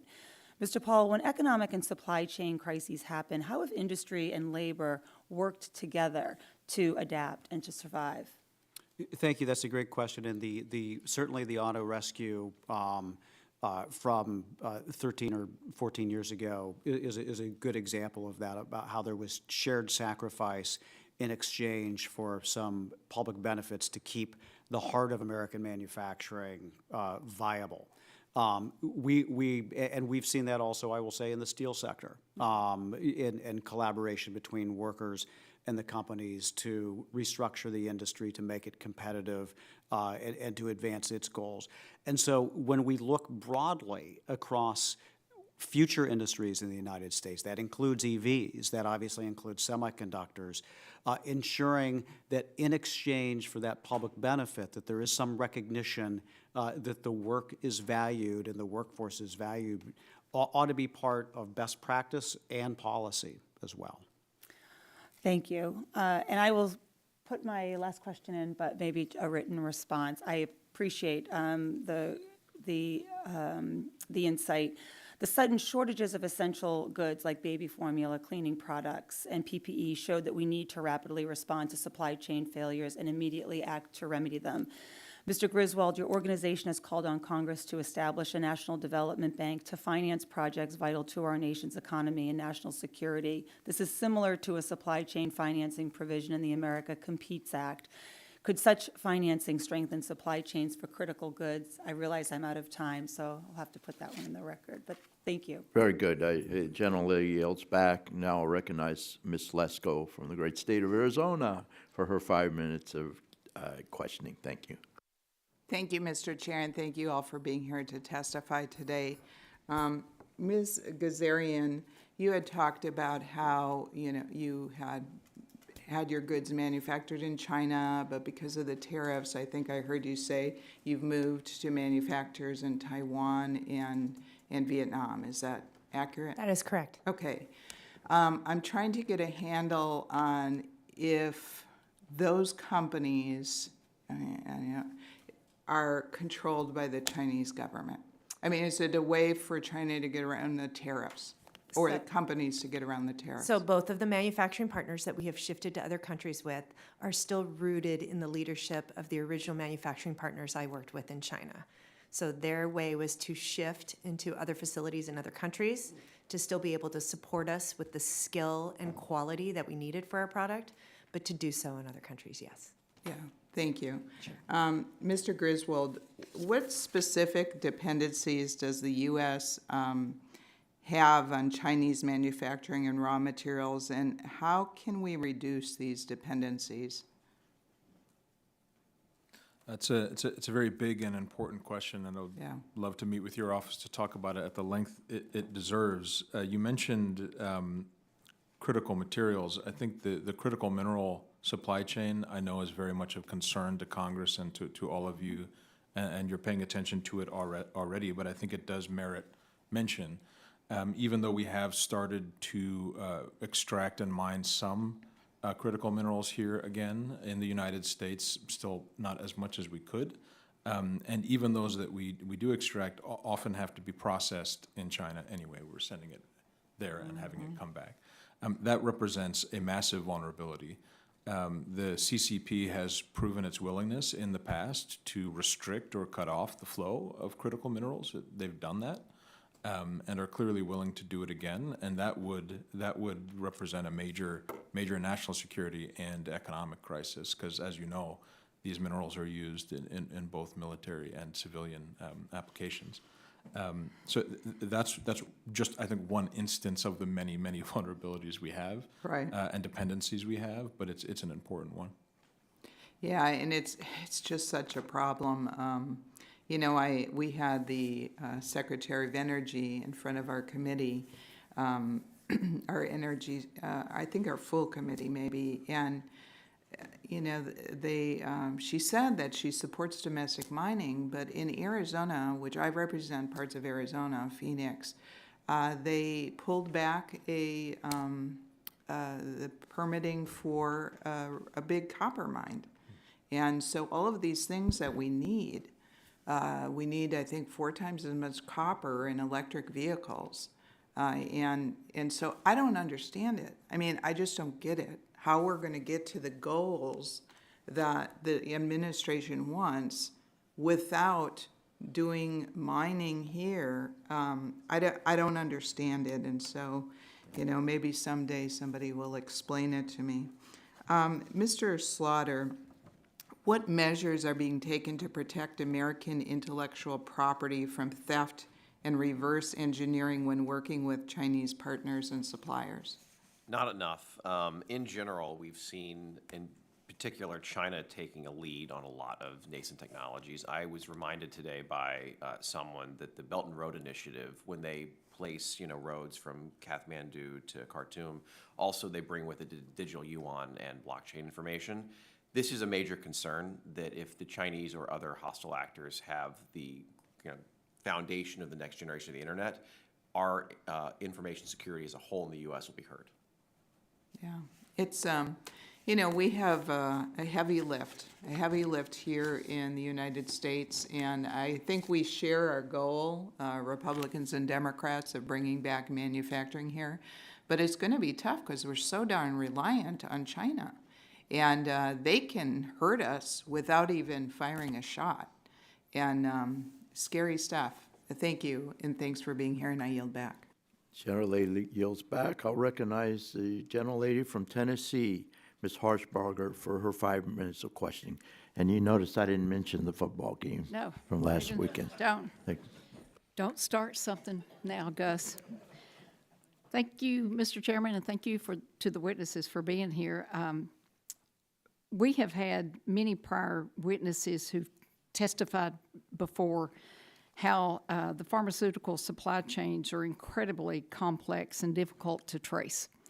You know, and I've been a pharmacist 36 years, and I'm responsible for knowing where each and every step in the supply chain is due to a pedigree. We have to know that the wholesalers are registered and every step of where that drug comes from or API comes from.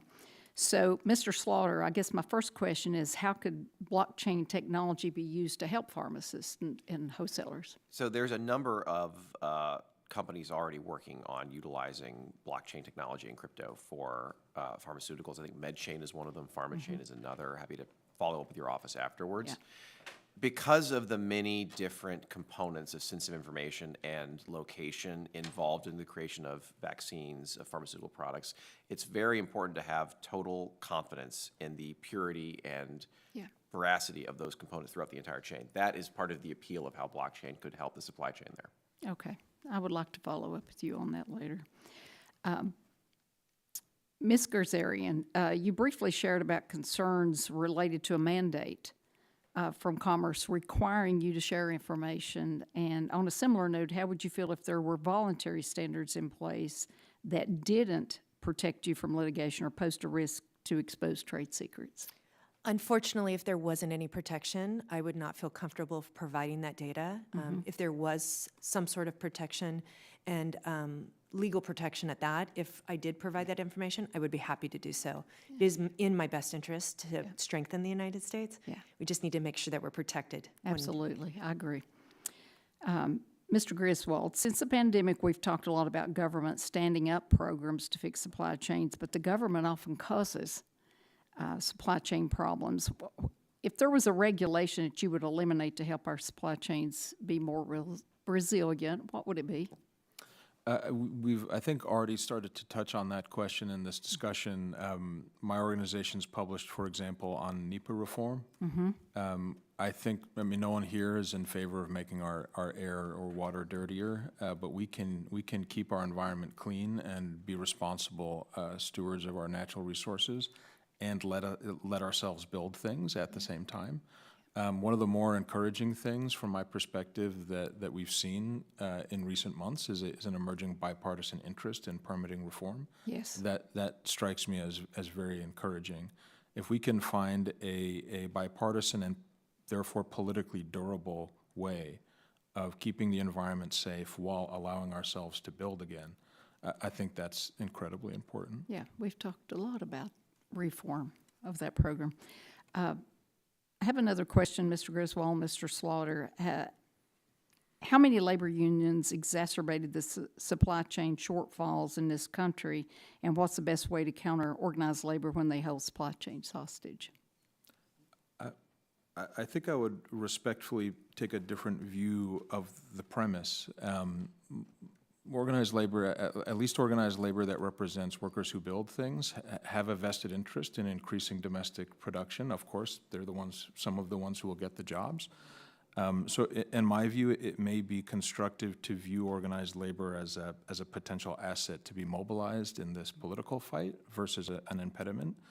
And I might also just add that in my view, worker discontent, whether that takes the form of a strike in an organized labor context or just kind of the great resignation and people quitting jobs they don't think are good jobs, worker discontent is itself a supply chain risk, and that it's a legitimate one to consider in my view. So I think I would respectfully just take a different view of the premise of your question. Okay, Mr. Slaughter? I would also respectfully disagree. We've seen unions interested in crypto and blockchain technology for a variety of uses. I know that there is a notable commentator, the blockchain socialist, who often writes about the way that crypto could be utilized to organize workforces in the future. I regard organized labor as part of the role of the supply chain as well. Okay, very good. Well, I don't have enough time for the other questions, so Mr. Chairman, I yield back. General Lady yields back. Now we'll recognize Mr. Allen for his questioning. And Mr. Prince, I'm sorry, you were about 5 seconds late, but we'll get to you. Thank you. Mr. Allen, you're recognized, please. I'll be quick. And thank you, Chair, for convening this hearing, and thank you to our witnesses. Obviously, we really need to get to the, we need to drill down and figure out what is going on with the supply chain. I think we could do that pretty quickly if we could get get to the issue with it. Obviously, it has something to do, obviously, with the war on fossil fuel. It has something to do with we lost. Where did 10 million workers go during COVID? I mean, we have roughly 10 million jobs open out there today, and we lost those workers. And you know, unless we can, at least what and I come from the business world, what I'm understanding, the big problems in a business just maintaining the status quo is obviously getting materials first, and workforce is first, and getting the materials and whatnot to produce the product or build the building or whatever is second, and those two are somewhat improved, but we got a long way to go. Mr. Griswold, we can measure supply chains on a spectrum where at one end is efficiency and the other end is resiliency. Because of the effects of COVID, we were shown that just-in-time manufacturing techniques, along with the offshoring of so much of our manufacturing, have led to the supply chains and to become brittle and not resilient. How do we make the determination whether our supply chain should be built to weather a once-in-100-years event like a pandemic, or should we assume that disruptions like this will continue to happen more frequently with increased global fragmentation? It's a fantastic and important question, and I'm very glad that you pointed out the shifting consensus that market efficiency alone is not a sufficient economic frame of mind to bring to these questions.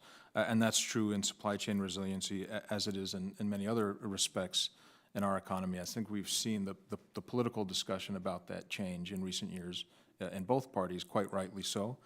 I might answer the question in terms of national sovereignty.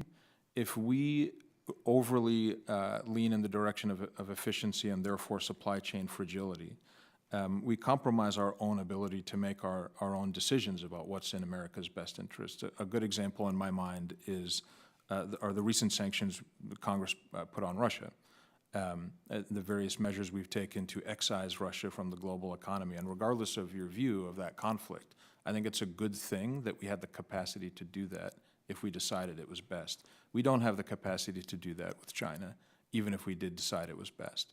And that represents to me a major compromise of American political and economic sovereignty.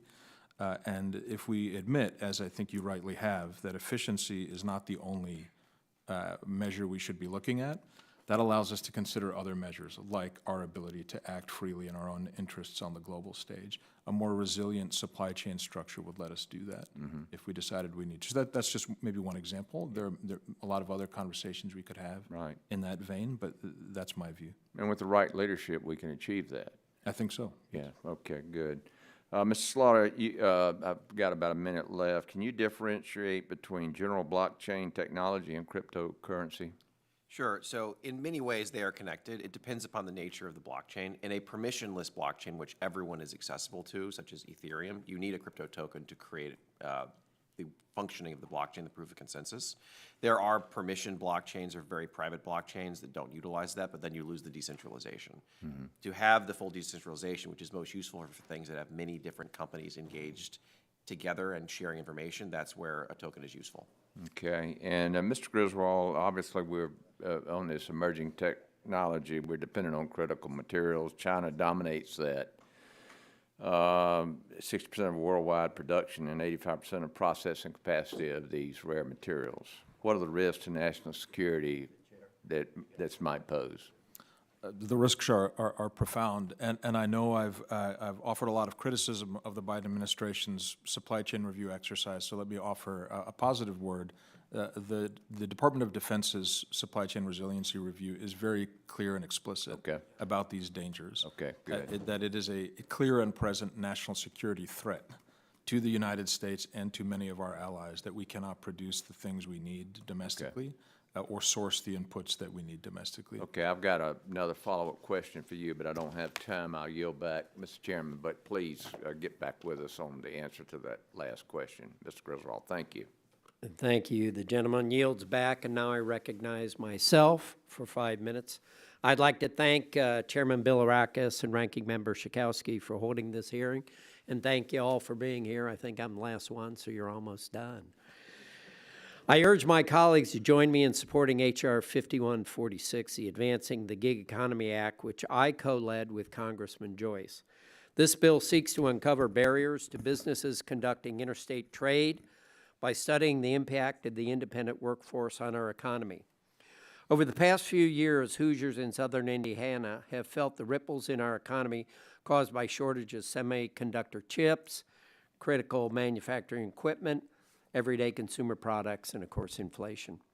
We learned the hard way that our economy cannot rely solely on adversarial nations to secure our supply chains, and I did have a sponsor, I did get a bill passed in July that would favor friendly nations and prioritize our friends.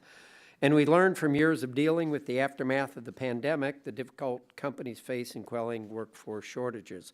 Auto manufacturers like Honda in Greensburg and the Indianapolis International Airport in my district told me firsthand the potential impacts on day-to-day operations because of workforce shortages. My greatest priority in Congress has been fighting for policies that have the opportunity to create good incomes for Hoosiers and all Americans. Ms. Gazarian, you stated in your testimony that many startups and small businesses use 1099 employees to give them flexibility as they grow and develop their companies. In fact, survey after survey shows that independent work is popular and growing where access to benefits is less important to the individual. According to a study published by George Mason University, today 1 in 10 workers engage in independent work as a primary source of income, and as many as 1 in 3 use independent work as a supplementary income source. Ironically, my wife does antique malls where she's got about 800 gig economy people that are doing it for fun, and many of them do very well. So, ma'am, I ask you a question. How would a Department of Commerce study that looks at the whole picture of the independent workforce be beneficial for you to determine how to balance the flexibility and entrepreneurship that you prize, and how can it contribute to improving interstate commerce? Great question, thank you. So if you could get a good understanding of the skill set and nature of the independent workforce that you could lean into and how you could leverage that within the needs of the business, and as the business changes from day to day, there would be those needs where you would look for certain individuals to help you build your business depending on what that need is. Some days it might revolve around supply chain and the expertise you might need there. Other days it might lie around engineers and what you're doing to build products. If there was some sort of infrastructure or network that you could leverage into to learn about what those resources are and have access to it, I think it would be very helpful for businesses like mine to be able to expand and then in turn shrink as needed when those resources are not needed anymore, to stay nimble. Right. Okay, thank you. Mr. Griswold, a question for you. When contemplating the strategy of decoupling from certain foreign supply chains, how are we evaluating the infrastructure and workforce limitations, not only within the United States, but, and as you know, the China issue, but also in countries where we're considering as a potential alternative source? And I know that we've moved to some other companies, but how do we look at that? It's an important question, and I would start actually by talking about our workforce development and education system in the United States. Fewer than 1 in 5 young Americans go smoothly from graduating from high school into a 4-year degree, into a job that required that degree, and yet the vast majority of our federal education spending is directed at college students. I think that's remarkably skewed, and as a broad and important matter, we need to heavily invest in non-college pathways for the majority of Americans. Yeah, we have some great programs in Indiana, and I think that's right. And a lot of those graduates are doing a lot better. With that, I yield back my time to the chairman. Oh, I'm sorry.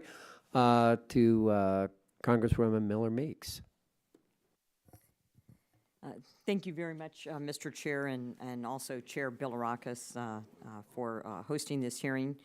Manufacturing, as we know, has been hit hard by the global supply chain constraints over the last few years, with record high inflation and supply chain disruptions impacting numerous sectors of our economy.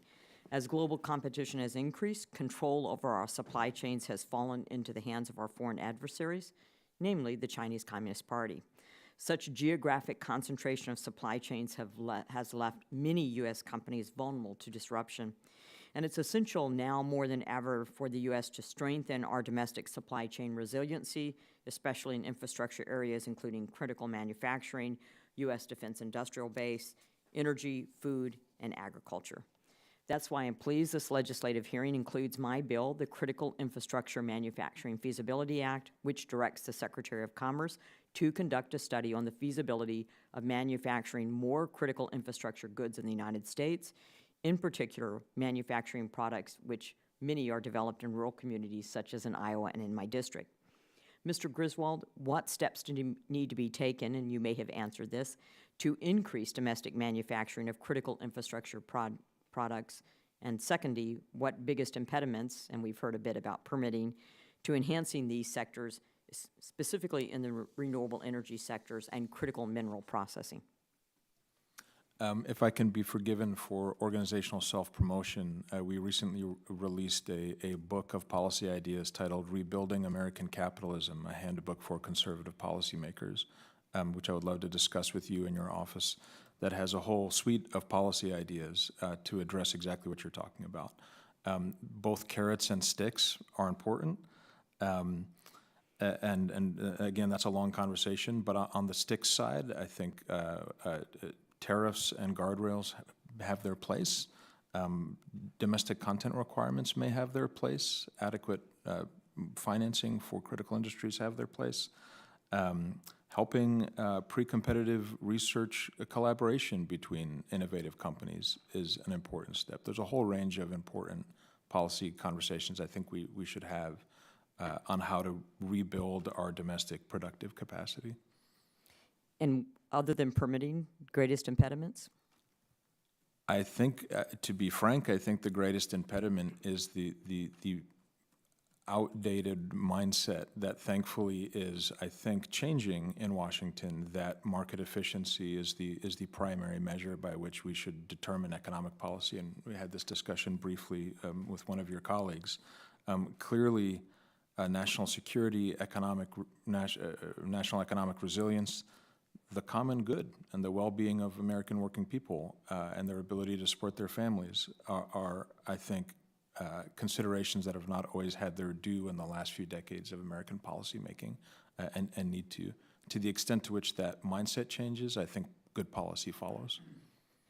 I might add inertia to that list. Indeed, yes. But, thank you so much, and Mr. Chair, I yield back. Thank you very much. Now I'll recognize a chairman who waved on to the subcommittee today, Mr. Johnson, who's a good friend of mine, and I also look forward to, I want to thank you for calling this hearing on Thursday in East Palestine. And I appreciate it. Thank you for your leadership. I think it was long overdue, and I appreciate you taking the initiative, and I look forward to participating. Good deal. So, all right, very good. I recognize you, sir. Thank you, Mr. Chairman, and you will certainly be welcomed with open arms there in East Palestine. Thank you. And thanks for letting me wave on today. I appreciate our witnesses being here for such an important topic when we're talking about America's supply chains. I'm very pleased that my legislation, H.R. 5398, the Advancing Tech Startups Act, was included in today's legislative hearing. The bipartisan legislation would require the Department of Commerce to study and report on the impact of technology startups on the U.S. economy. It also promotes a national strategy for encouraging more tech-focused startups and small businesses in all parts of the United States.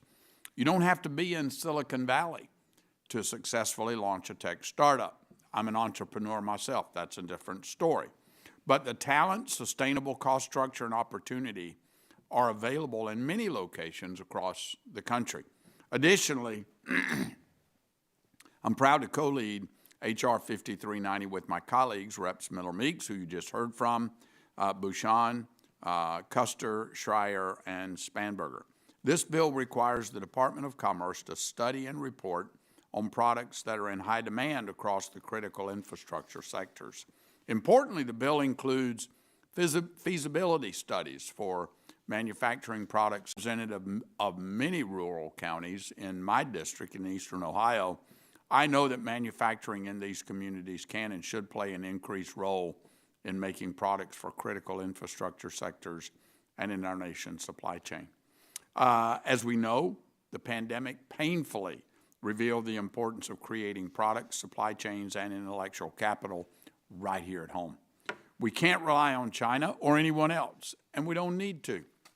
While we must ensure our supply chains are resilient in a global economy, we must also be self-sufficient in critical areas.